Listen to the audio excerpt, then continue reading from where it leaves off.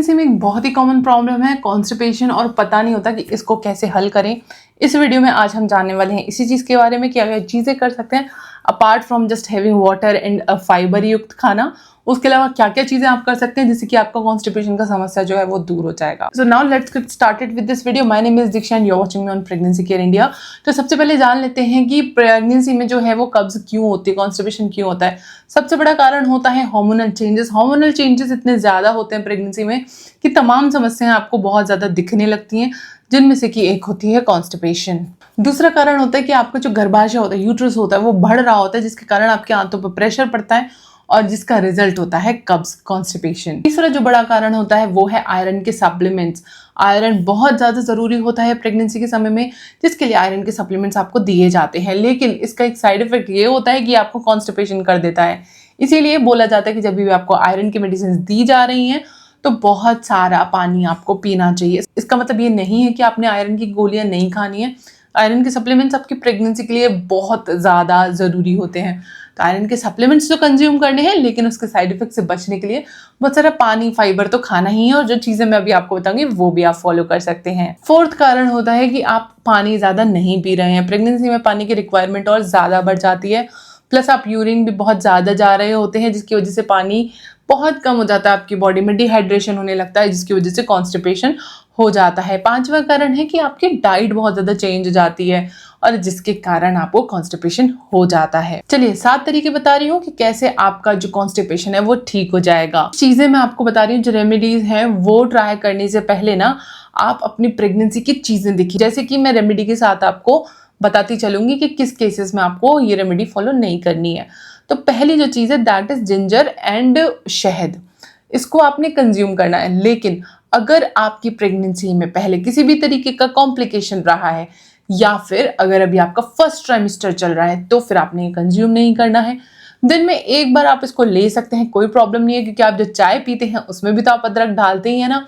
तो आपको बहुत ज़्यादा ये सोचने की ज़रूरत नहीं कि नहीं अदरक मैं कैसे खा सकती हूँ।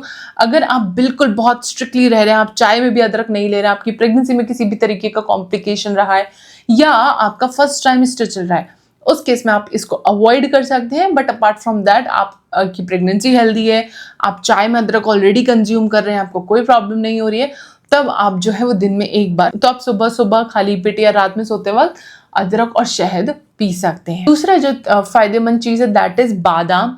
बादाम भिगो के खा सकते हैं या किसी भी ट्राइमेस्टर में खा सकते हैं। अनटिल अनलेस आपको नट्स से एलर्जी है, उस केस में आप बादाम नहीं खा सकते। मतलब बादाम से एलर्जी वाली प्रेग्नेंट लेडीज को बादाम नहीं खाना है। अपार्ट फ्रॉम दैट हर कोई बादाम को कंज्यूम कर सकता है।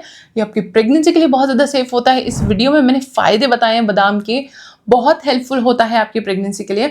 तो बादाम को तो आप कंज्यूम करेंगे ही। कैसे कंज्यूम करना है?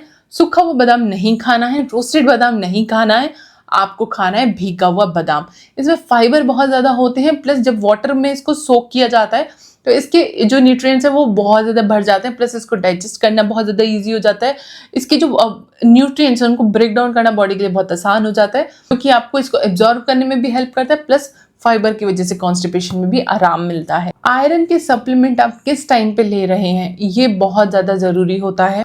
आयरन सही समय पे लेने से आपको कॉन्स्टिपेशन की समस्या जो है वो काफ़ी कम हो जाएगी। मतलब आयरन की वजह से आपका जो कॉन्स्टिपेशन है वो नहीं इंक्रीज होगा।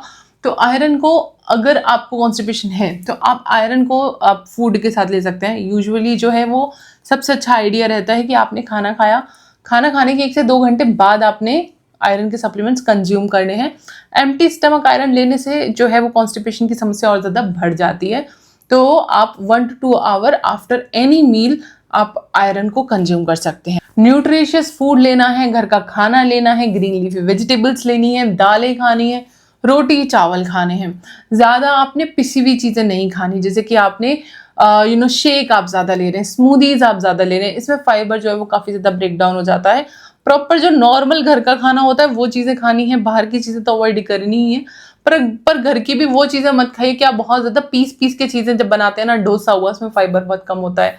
चीला आपने जब बनाते हैं तो दाल को जब आप पीसते हैं तो उसके फाइबर जो है वो बहुत ज़्यादा ब्रेक डाउन हो जाते हैं। तो ज़्यादा जो नेचुरल चीज़ जितनी आप खा सकते हैं वैसे आपको कंज्यूम करना है। सैलेड्स आप इंक्लूड कर सकते हैं, तो अपनी डाइट को थोड़ा सा इधर उधर करके भी आप अपने कॉन्स्टिपेशन को डील कर सकते हैं। लाइट एक्सरसाइजेस बहुत ज़्यादा हेल्प कर सकती हैं कॉन्स्टिपेशन में ही नहीं बल्कि बहुत सारी और भी चीज़ों में। तो चाहे एक योगा का सेशन हो गया 20 से 1 मिनट का, या फिर एक 15-20 मिनट की सुबह और शाम वॉक हो गई, हल्की फुल्की एक्सरसाइज आपको काफ़ी ज़्यादा हेल्प कर सकती है। साथ ही साथ पानी आपको पीना ही है, लेकिन आप इस पानी को फ्लेवरफुल बना सकते हैं। इसमें थोड़ा सा आप नींबू डाल के भी पी सकते हैं, मिंट डाल के भी पी सकते हैं, बीच बीच में हल्का सा गुनगुना पानी भी पी सकते हैं अगर गर्मियों का सीज़न नहीं चल रहा है तो।